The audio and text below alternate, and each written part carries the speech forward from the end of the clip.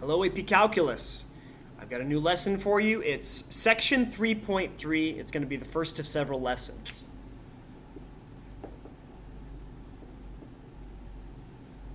There's two new things we're going to talk about today. One, product rule.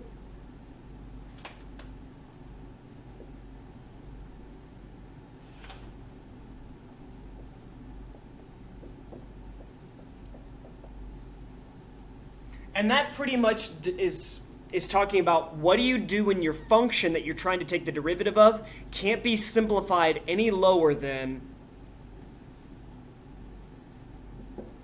one function times another function.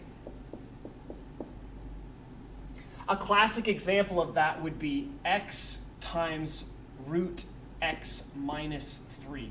Something like that, where it's like the distributive property doesn't allow me to come inside the parentheses. We don't have the tools yet to solve that one, but you'll need product rule in the future. The second one is quotient rule.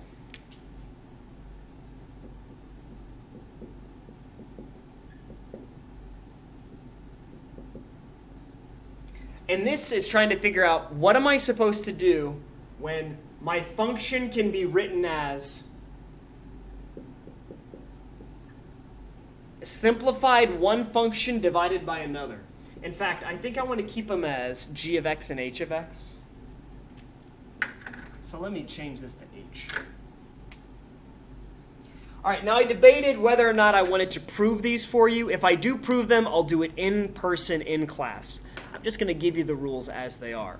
So product rule states that if I'm going to take the derivative of the left-hand side and the right-hand side, I can't just call this g prime of x times h prime of x. It doesn't work that way. What I do is I have to rewrite it as the first times the derivative of the second plus the second times the derivative of the first. All right? This right here is the heart of product rule. It's pretty much a formula. There's going to be a similar formula for quotient rule, where y prime equals the bottom times the derivative of the top. And instead of adding, you're going to subtract. I think I'm running out of room here. Minus the top times the derivative of the bottom all over the bottom squared.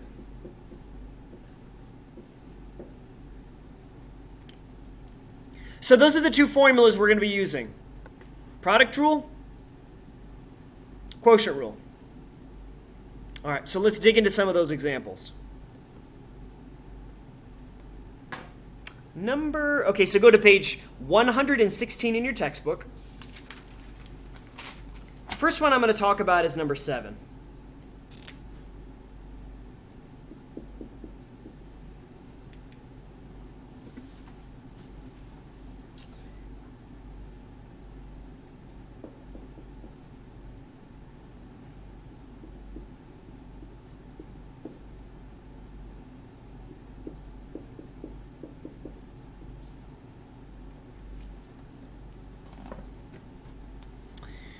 So here's the deal.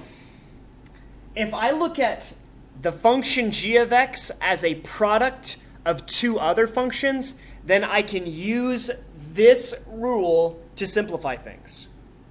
So what would that look like?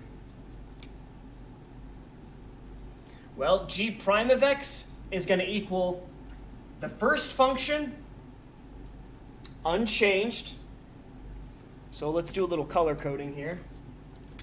First function unchanged times the derivative of the second function. So what is the derivative of 2x cubed, 2x squared plus 3? Well, the derivative of 2x squared will be 4x. And the derivative of 3, it's a constant, so it's just going to be 0. Just 4x.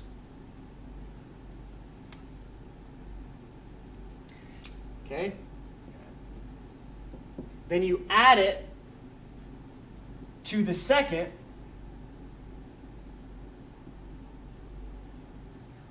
times the derivative of the first. The derivative of the first is going to be 3x squared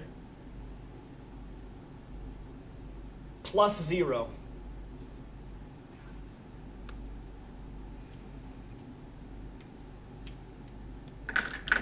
From there, we simplify using some algebra.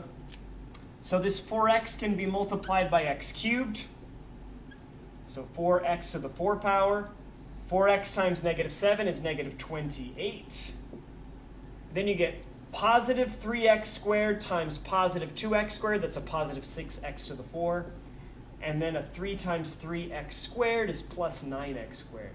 So if I put it in, if I put this thing in standard form, it comes out to be 13x to the, no, not 13. We got like terms here and here. 10x to the 4 plus 9x squared minus 28x. So this would be if you actually employed the product rule right here. Now, if you think about it, we actually didn't need to use product rule on that specific example. In fact, I want you to be on the lookout for when you can avoid product rule and avoid quotient rule. So this would be kind of like the alternate version of taking the derivative of g of x.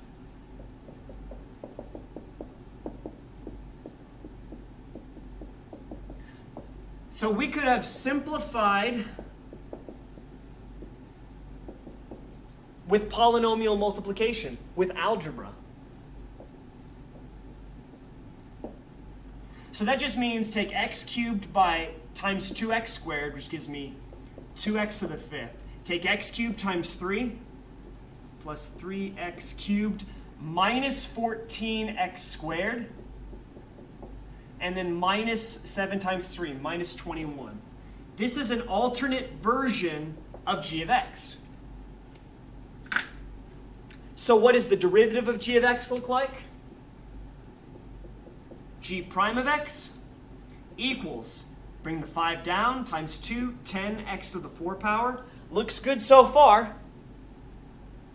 Bring the 3 down, multiply by 3, plus 9, take 1 away, x squared. Looks good again. Take 2, bring it down, multiply by negative 14, you get negative 28. Take 1 away from that, negative 28x. And then the derivative of any constant value is plus 0. So you have two options. Algebra first, then use product rule 4 times. Well, I guess constant rule right there. Or use the product rule and then do the algebra later. Here's the thing. You have to use product rule in the future. Like, there's no getting around it in certain situations. You have to use product rule. But I want you to be on the lookout for when algebra is a helpful alternative. Let's try another one. Let's look at number 9.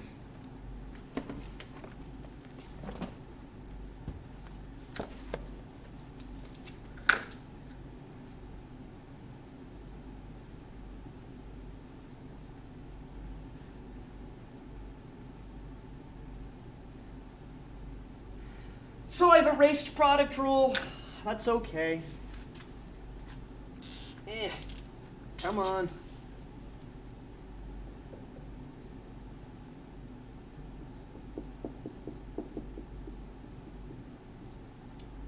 So it looks like I've got one little function times a bigger one.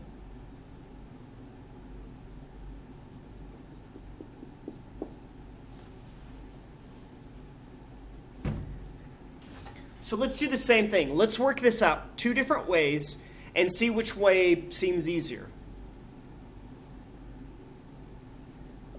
So the product rule route. To find the derivative, I would say take the derivative of the first function, or no, first unchanged times the derivative of the second. The derivative of the second would be 2x. Think of this as a plus 1x, which means its derivative would be plus 1. Constant rule, plus 0. Plus the second full function, x squared plus 1x minus 4, times the derivative of the first, which would be 1/2 x to the 1/2 minus 1 to the negative half power.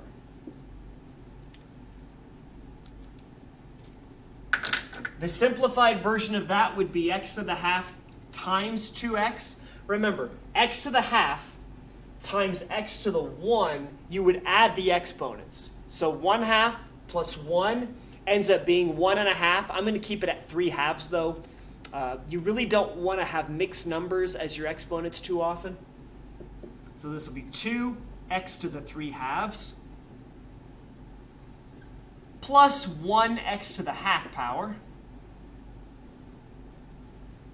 And then if I distribute the 1/2 x to the negative half, it's going to be a coefficient of a half.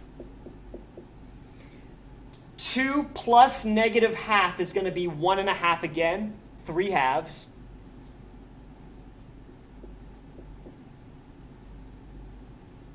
And then we can work it through again. 1/2 x to the negative half times 1x is going to be plus 1/2 x to the half power, because 1 plus negative a half is positive a half. And then the last one here is going to be minus 2, 4 times a half, x to the negative half. All right, at which point you can say these two can combine for 2.5 x to the 3/2. I'm going to call it 5/2.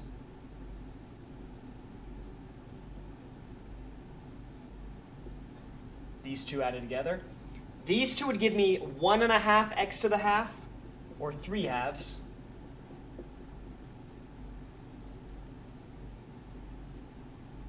And then minus 2x to the 1/2 power, negative half. And you can call this minus 2 over x to the half power.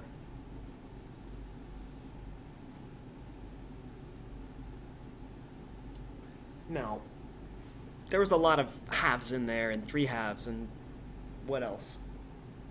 I guess just halves and 3/2. What if we do the alternate version of that and just multiply the x to the 1/2 through right away?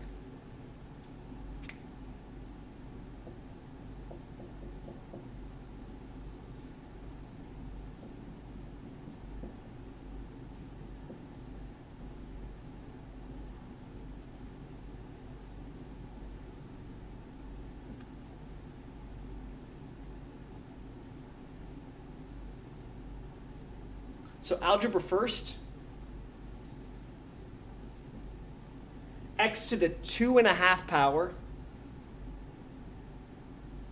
again, I'm just going to call it 5/2, plus 1x to the 3/2 power, 1 plus a half is 3/2, minus 4x to the half. This is still just f of x. I just did a little bit of algebra manipulation. And now all I got to do is power rule?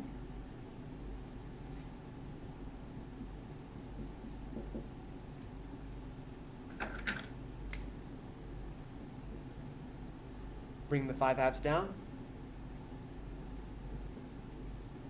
Take 2/2, or 1, away from the 5/2 power. New coefficient of 3/2 times 1. New exponent of 1/2. Bring the half down and multiply by 4. Take 1 away from x to the half. And I think for real here, the algebra first version is way cleaner than this version. And then I'm just going to rewrite x to the negative half.